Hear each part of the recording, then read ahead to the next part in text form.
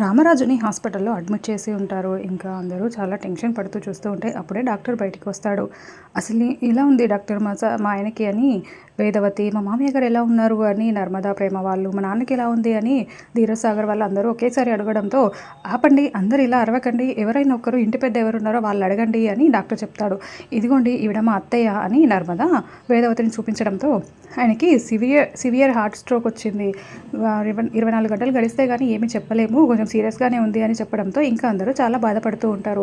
వేదవతి కూడా అసలు ఏంటి మా ఆయనకి ఒక్కరోజు జ్వరం కూడా రాలేదు, ఇలా జరగడం ఏంటి అని వేదవతి అడుగుతూ ఉంటే, అసలు ఇంట్లో ఏమైనా జరిగిందా, ఏం జరిగిందో చెప్పండి, ఏం జరిగింది అని డాక్టర్ అడుగుతూ ఉంటాడు. ఇంకా దాంతో అందరూ చాలా షాకింగ్గా సైలెంట్గా చూస్తూ ఉంటే అప్పుడే భాగ్యం వాళ్ళ కూతురు అమూల్య లేచిపోయి పెళ్లి చేసుకుంది, అది తట్టుకోలేక ఆయనకి ఇలా జరిగింది అని చెప్పడంతో అందరూ భాగ్యం వైపు చాలా కోపంగా చూస్తూ ఉంటారు. అంటే ఏం జరిగిందని డాక్టర్ అడిగారు కదా, అందుకే చెప్పాను అని భాగ్యం అంటూ ఉంటుంది.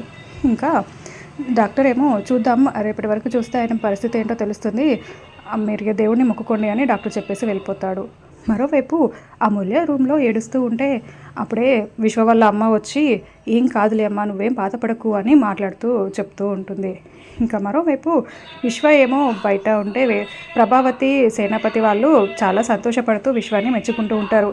వీళ్ళేంటి ఇలా మాట్లాడుతున్నారు, అసలు ఏం జరిగింది, అమూల్య మెడలో తానే తాళి వేసుకొని వచ్చి ఇలా ఎందుకు చేస్తుందో నాకేమీ అర్థం కాక నేను ఏడుస్తుంటే వీళ్ళు ఒకరు అని అనుకుంటూ ఉంటాడు.